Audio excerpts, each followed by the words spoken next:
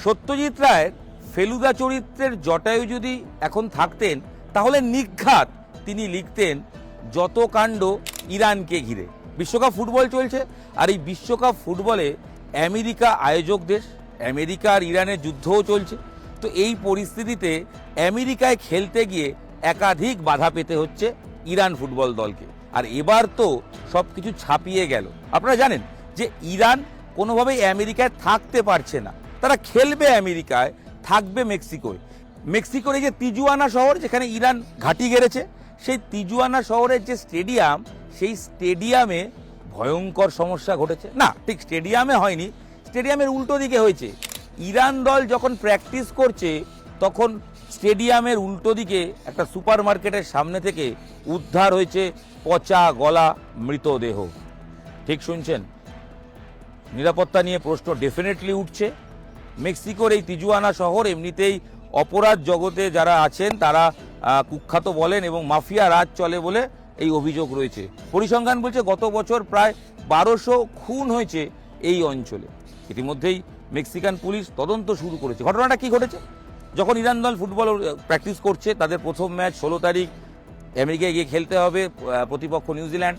তার আগে যখন প্র্যাকটিস হচ্ছে তখন গন্ধ ছড়িয়ে পড়ে ঠিক মাঠের উল্টো দিকে একটা সুপার মার্কেট, তার সামনে একটি গাড়ি থেকে বিদঘুটে পচা গন্ধ আসতে শুরু করে। পুলিশে খবর দেওয়া হয়, পুলিশ পৌঁছে যায়, সেই গাড়ি থেকে উদ্ধার হয় এক অজ্ঞাত পরিচয় ব্যক্তির মৃতদেহ। এবং পুলিশের প্রাথমিক অনুমান তাকে খুন করা হয়েছে, কারণ তাকে তার শরীরে যেভাবে আঘাত রয়েছে তাতে বোঝাই যাচ্ছে তাকে মেরে ফেলা হয়েছে।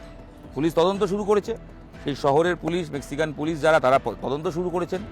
কিন্তু প্রশ্ন উঠছে এইটা কবে থেকে রয়েছে, নিরাপত্তার কি গাফিলতি থাকছে না?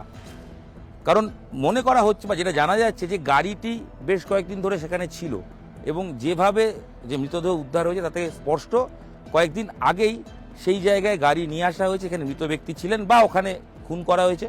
যেটাই হয়ে থাকুক সেটা বেশ কয়েকদিন আগে হয়েছে, যেটা পুলিশের নজরে আসেনি। পরবর্তী সময় এই গন্ধ ছড়িয়ে পড়ার পর এই জায়গা থেকে মৃতদেহ উদ্ধার হয়েছে এবং ইরান দল নিরাপদেই রয়েছে। তবে নিরাপত্তা নিয়ে প্রশ্ন থাকছে। এমনিতেই ইরান দল একাধিক বাধা নিষেধে রয়েছে।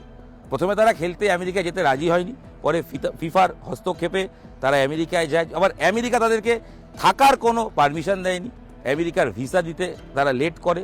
ইতিমধ্যেই ফুটবল দল ইরানের তারা অভিযোগ তুলেছিল, শেষ মুহূর্তে ভিসা পায় এবং সেখানেও তাদের চেকিং নিয়ে একাধিক অভিযোগ রয়েছে।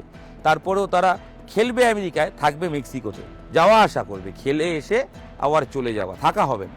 এই কঠিন পরিস্থিতির মধ্যে এবার নিরাপত্তা নিয়েও প্রশ্ন উঠল।